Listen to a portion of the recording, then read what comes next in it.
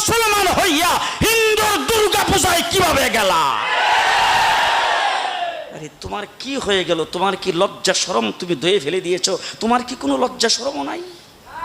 তোমার কি কোনো লজ্জা শরমও নাই? আবার কি সুন্দর বলতেছ, ধর্ম যার যার, উৎসব সবার। হাই রে মুসলমানেরা, হাই রে মুসলমানেরা, তোমার কি হয়ে গেল? আজকে গত কিছুদিন আগে যে কুরবানি গেছে, আপনাদের এই নরসিংদীর যারা হিন্দু তারা বোধহয় আপনাদের লোকে 2-4টা কুরবানি করছে। করছে? একটাও করে নাই? একটাও করে নাই? আপনাদের মাধবদী বাজারে ব্যবসা করে এরকম হিন্দু আছে না নাই?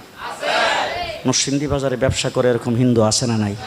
মুসলমানদের সাথে তাদের ব্যবসা লেনদেন আছে না নাই? আরো জোরে বলেন, আছে না নাই?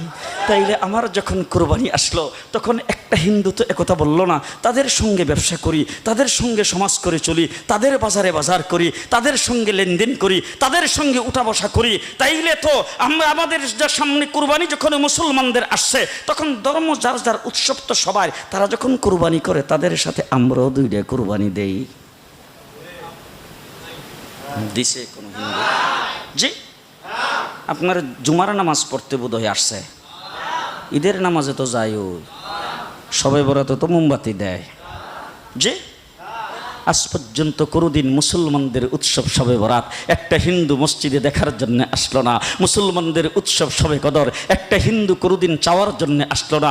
মুসলমানদের উৎসব রমজান মাসের রোজা একটা হিন্দু কোনোদিন তোমার সাথে সমাজ করার জন্য রাখলো না। একটা হিন্দু কোনোদিন তোমার ঈদের নামাজে আসলো না।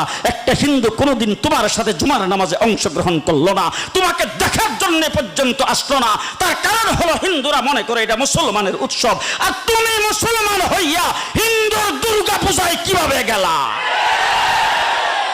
আরে তোমার কি হয়ে গেল? তোমার কি লজ্জা শরম তুমি ধুয়ে ফেলে দিয়েছো? তোমার কি কোনো লজ্জা শরমও নাই? তোমার কি কোনো লজ্জা শরমও নাই? আবার কি সুন্দর বলতেছ, ধর্ম যার যার, উৎসব সবার।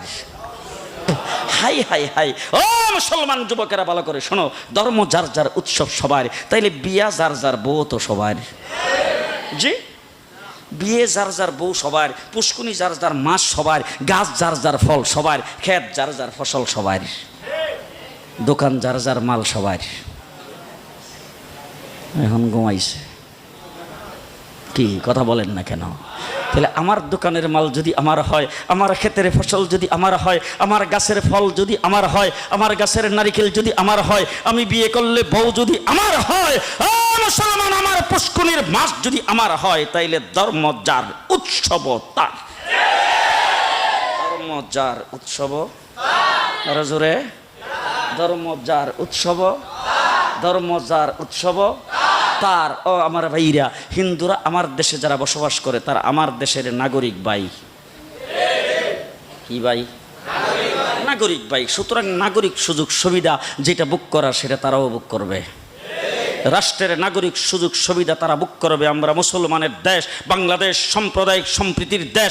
আমরা কোনোদিন তাদের পূজাতে আক্রমণ করব না, তাদের কোনো অনুষ্ঠানে আমরা বাধা দিব না, তাদের ব্যবসা বাণিজ্যে বাধা দিব না, তাদের চলাফেরাতে বাধা দিব না, তাদের কোনো কার্যক্রমে বাধা দিব না।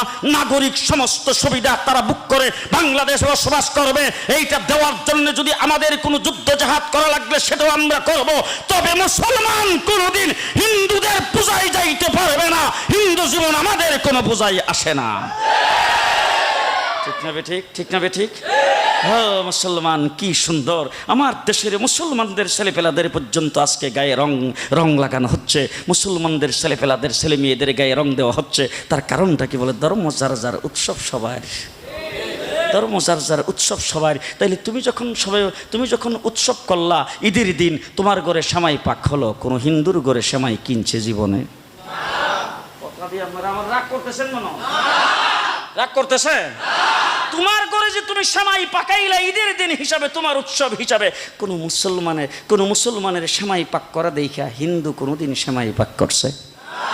কথা দিয়ে আসতে কোন করছে কোনোদিন? তাইলে মুসলমান তুমি বুঝতে পারলাম না, তুমি কিভাবে বৈশাখ মাসের 1 তারিখে ইলিশ মাছ কিনলা? আরে তোমার উৎসব তো হইল মহরম মাসের 10 তারিখ, তোমার উৎসব তো হইল ঈদের দিন, তোমার উৎসব তো হইল শবে বরাত শবে কদরের দিন, তোমার উৎসব তো হইল রমজান মাসের ইফতারের সময়, তোমার উৎসব তো হইল শুক্রবার দিন জুমার নামাজের সময়। তুমি এইগুলি পালন করবা। মুসলমান হিন্দুদের উৎসব হইল মুসলমান সেই বৈশাখ মাসের 1 তারিখ। হিন্দুর ঘরে ইলিশ মাছ পাক করে পান্তা ভাত দিয়ে ভাত খাইতে পারে, তুমি মুসলমান খেতে পারো না। ঠিক না বে ঠিক? তুমি কিভাবে মুসলমান হইয়া তোমার কি একটু লজ্জাও করলো না? তোমার কি একটু লজ্জাও করলো না?